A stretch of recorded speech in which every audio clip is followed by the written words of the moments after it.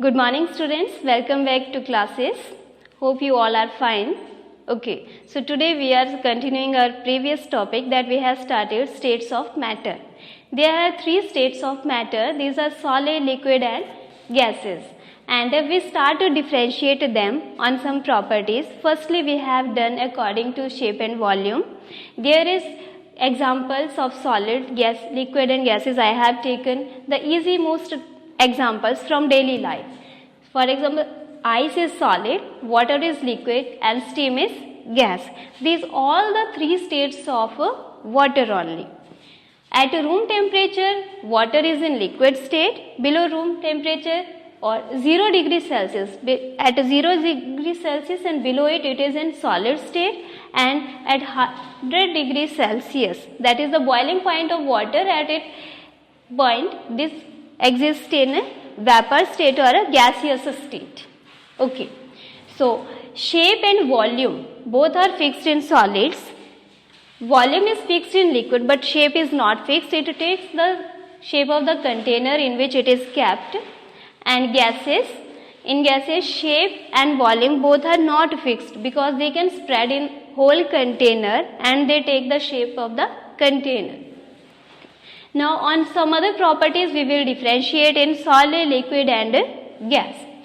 First property we are taking force of attraction. This force of attraction we are taking between the particles of these matter. So force of attraction, as you can see in the diagram, these particles are very closely packed. So force of attraction between the particles is most in solids. Liquid particles are little bit loosely packed, so their force of attraction is less than solid, but it is more than gases. And in gases, particles have no force of attraction, so they have least force of attraction. Next is kinetic energy. Kinetic energy is the energy of motion.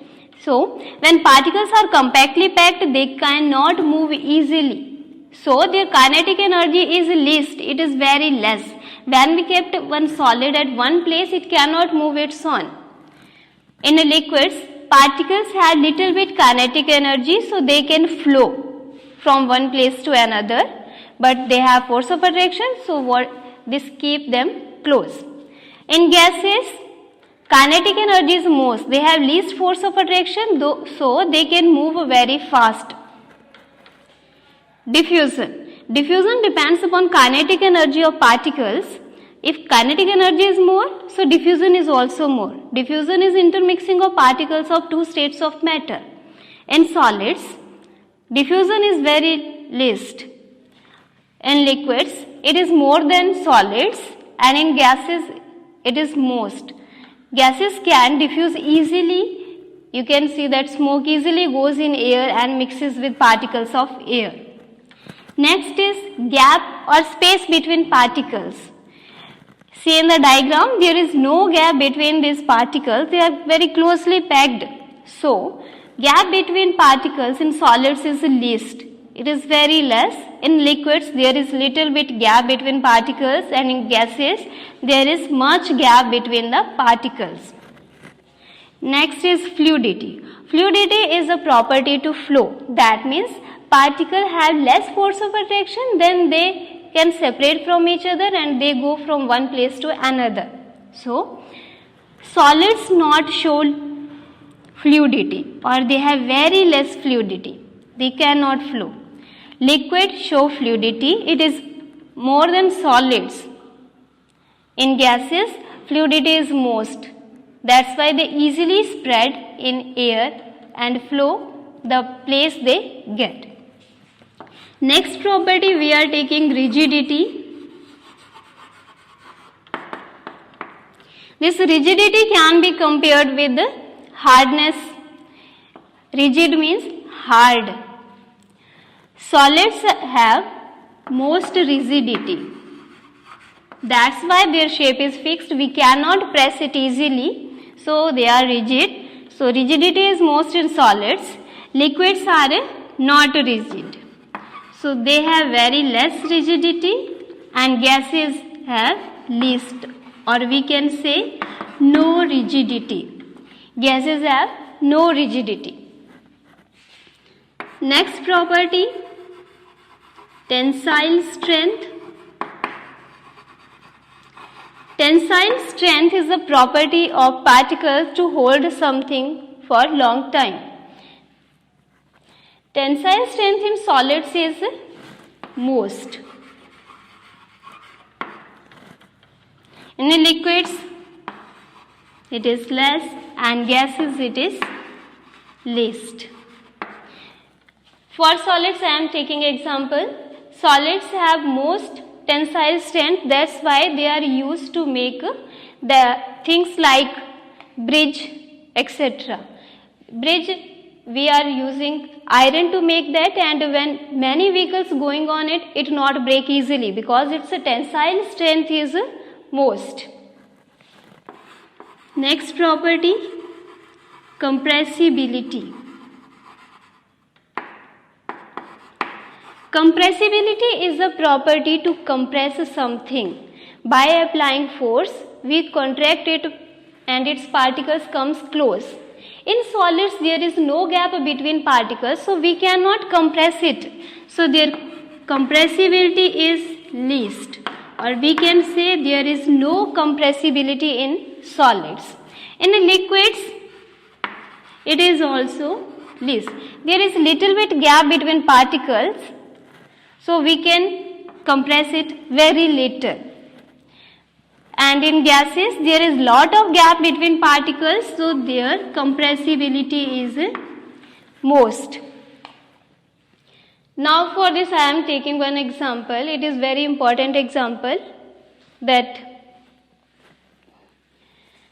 this is a solid. This is a solid. I am applying force but I cannot compress it. So simply I can say it is a solid. This thing I can compress it, but still it is a solid. How it is possible? It depends upon particles of matter. That means when we are taking its molecules, then they have no gap between their particles, but we have make pores in it. In sponge we are making pores, and that pores are filled up with air. When we compress it, that means we are removing this air from the sponge, and when we release it, it again regain its shape. So solid have fixed shape. Whether we can compress, it is due to by applying force. When we remove external force, it again regains its fixed shape. So solid have fixed shape and least compressibility. Gases have most compressibility. That means when we compress gases, its particles come close. In daily life, we are using such type of examples. As you have seen, LPG. What is LPG? Liquefied petroleum gas. That means petroleum gas is compressed and it is converted into liquid. Next example, CNG, compressed natural gas. In this, what happened? This gas is taken in one container, then we apply force on it, we compress it, and after that what happened?